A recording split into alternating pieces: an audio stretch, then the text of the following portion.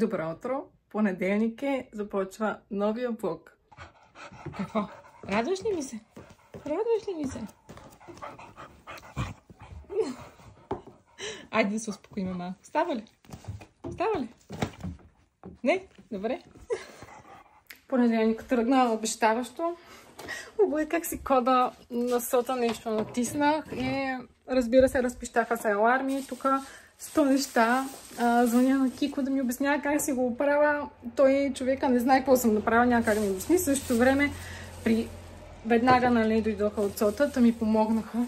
Благодаря на хората, че реагираха толкова бързо, защото надух на колегите тук отстрани главата със сигурност. И закъснявам с 5 минути. Какво да ви кажа? Ами така е, като бързината натискаш два пъти едно копче, така се случва. Оправям си касата и всичко и да започваме работа малко по-позитивно. Хайде, първата кутия за погача е готова. Има банер. Тук ще ви покажа, за да не се виждат снимките. Има карти за наричане. Има стойка за мафини. Има бебешка визитка и кутийката. Всичко сега ще пакетирам. Магнитчетата също. Те са с снимка и затова така ви ги закривам. А така ми свети слънцето, че от бебешка визитка нищо не може да видите. Оставила съм принтера да работи. Разчиствам навсякъде, прибирам масите и си тръгвам. Край на работния понеделник.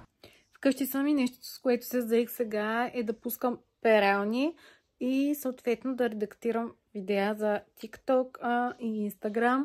Целта ми е до края на седмицата, до четвъртък, освен да качвам съдържание, е да насъбера поне така едни 10 видеа, които да качвам всеки ден, защото мислям да си дам един пълен детокс през цялата почивка, но просто да имам готови видеа, които да качвам, така че да не се чувства липсата ми. Да видим дали ще ми се получи. Чувам първата перална, че е готова, така че отивам да я простра. Обяда днес е готов. Сани и тя е готова за обяд. Нали Сани? Готова ли си? Готова ли си за обяд? I keep waiting for you to call. I'm thinking that I'm gonna need a miracle. Wasted again. I tell my friends I'm feeling like you're coming cause I feel the sun. Започваме деня с една картичка за светото кръщение на Никола. След малко ще бъде опакована и изпратена. Готова съм и с следващата кутия за погача. Тя е за кутията за погачата на Биляна. Има банер, месал, магнитчета.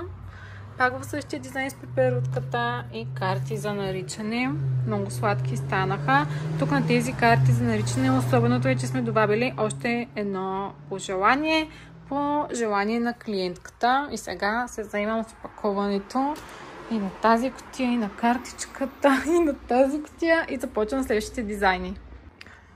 Зацепила съм на последния проект за днес. Кико да изпрати пратките и ми донесе лимонада. Нямаме Starbucks в Своге.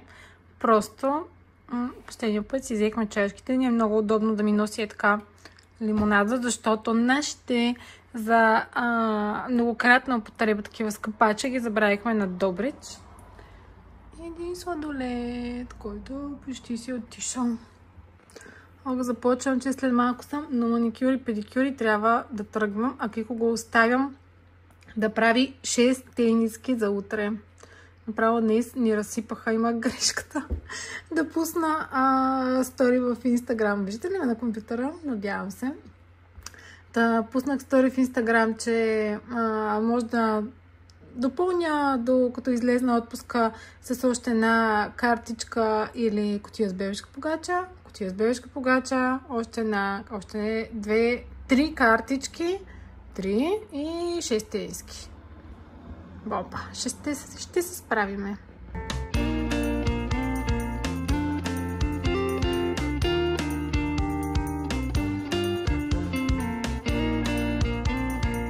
Току-що приключих с 2 картички с шоколад Мерси, които ще са за кръщането на Сияна.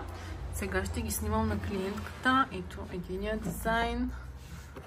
Ето и друга дизайн. Може да го видите тук на кутийката, защото ми е много сложно да ви го покажа. Аз снимам ги на клиентката да ги покажа и ги изпращам. 10 пъти казах да ги покажа. Стъклото ми е супер мръсно, ще го чистя след отпуската. Готова съм с първата погача за днес. Сега ви я показвам. Ето я и нея. Тя съдържа месал и този банер. Като банера може да ви е малко цветен, но всъщност сме използвали цветовете, които ще ги има върху тортата. Аз мисля, че много сладък се получи. За първи път правя такъв вариант. Много ми харесва. И това зайче е много, много сладичко. Готова съм и с още една картичка с шоколад за 18-тият рожден ден на едно цвете. Тук сега я снимам и ще изпратя на клиентката и съответно я опаковам, за да може с всички тези поръчки да отива днес към своя получател. Светлината ми е покъртителна, но ще ви покажа още една картичка с шоколад, която направих току-що. Тук искаше клиентката да има допълнителна, такова листче с пожелание. А отпред на корицата имаме един младоженец, който е офроуд маниак и направихме ето тази картинка по този начин, за да хем е романтично да гледат залеза, хем, може да се гледа и джипа. Мисля, че много добре се получи, чакай, че светлината ми е отвратителна. Влязохме в темата и се получи доста сладко. Зато имаме едни чашки. Хайде, последната погача преди почивката е готова. Кутия за погача ми е погача. Ето ги и картите. Много сладко, бохо бамби. Ох, и месало е страхотно. Всичко ми харесва в тази кутия. Много нежен се получи. Топ. И до сега бях на лайв в TikTok и успях да се продам една картичка, която правих за наличност да имам, защото за сватба почти нямах никакви налични, като се прибера, но хората видяха и си я харесаха, така че утре нея ще изпратя заедно с тази красива кутия. Тръгвам си. Чувството да излезеш в 10-дневен отпуск, когато работиш работата, която обичаш, все едно се разделяш с най-добрият ти приятел за супер много дълго време. Но както и да е, обрах се тук някакви по-спешни неща, които ми трябват, като зарядни, които нямам вкъщи, защото тук си ми е втория дом. Утре само ще си взема графика и още обмислям за лаптопа.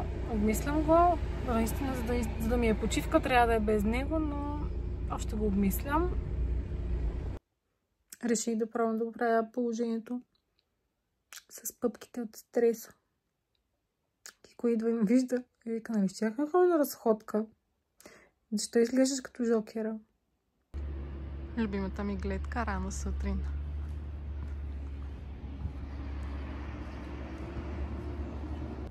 В ателието съм. Лицето ми може да забележите, става все по-зле, защото завяхват тези пъпки. Довършвам едни поръчки. В смисъл, то не ги довършвам, просто трябва да ги опаковам и да ги изпратя. Сутринта, в смисъл, преди малко, преди да дойда, си избягах 10 км. Днес ми е неделя. Коляното ми е тотал щета, хора. Трябва да си взема някаква наколенка, защото направо нямам усет при качване на стълби. Иначе не ме боли. Няма проблем. Супер странно ми е. Колко подредено, в смисъл масите, колко са подредени, колко е чистичко и как ще си го оставим. Така и как няма да имам следващите 10 дни изобщо. А сега ще ви покажа какво ще опаковам. Вчера правих подобна картичка за сватба с шоколад мерси за клиентка. И реших, че ще е готино, промених дизайна, но реших, че ще е готино да я направя. Аз ви я показах ден. Ще е готино да я направя да я има и налична в ателието. И реших да пусна и лайв в TikTok. Разбира се, веднага я грабнаха и днес я изпращам. И ще отиде на сватба. А тук има една готова кутия за бебешка погача. Мисля, че и ние ви я снимах. Не съм сигурна. Но ако не съм, Ето какво съдържа. Има и стопка за кемпера, който си го даваме под наем. Добре, сега ще я затворя. Опаковам ги и чакам една клиентка да ми потвърди дали ще иска ето това платно за прощапълник с тези готини еднорози. Защото ми пише, че и трябва до една седмица, пък аз след малко си тръгвам, нали? Ако и трябва това е нейното, го изпращам. Не знам какво ви снимах последно, но почти съм готова с багажа. Това са неща само за плажа. Тази чанта, тази чанта, тази чанта. Също са неща само за плажа. Отделно имаме един сак с падълборд. И още някаква дъска. Тук има разни хранителни неща, които ще са за изпът. Тук съм си събрала разни козметики. Още не съм го затворила, защото трябва да си добавя някакви неща и хавлияни кърпи. Тук е в неговата раница на Антуан. Съм сложила аптечката, разни неща за писане, една книжка за мен за четене. Само трябва да видя коя книга трябваше да взема на Кико, защото забравих. Тук е багажа на Антуан и на Кико. Тук е моят багаж, като тук ще добавя и мартонки за бягане и така нататък, така че ще се напълни. Качихме багажа вече и приключваме влога с Антуан. Преди малко се прибра и добавя едни рисунки, които Кико донесе да му покаже какво е правил, какво е рисувал, когато е бил той горе-долу на неговата възраст. Той ще подадеш ли неговата рисунка да я покажем? Ето един замък с някакви технологии. И сега Антуан се е вдъхновил да рисува нещо подобно. Нали, Тони? Айде, ще кажем ли чао? Чао! До следващия влог.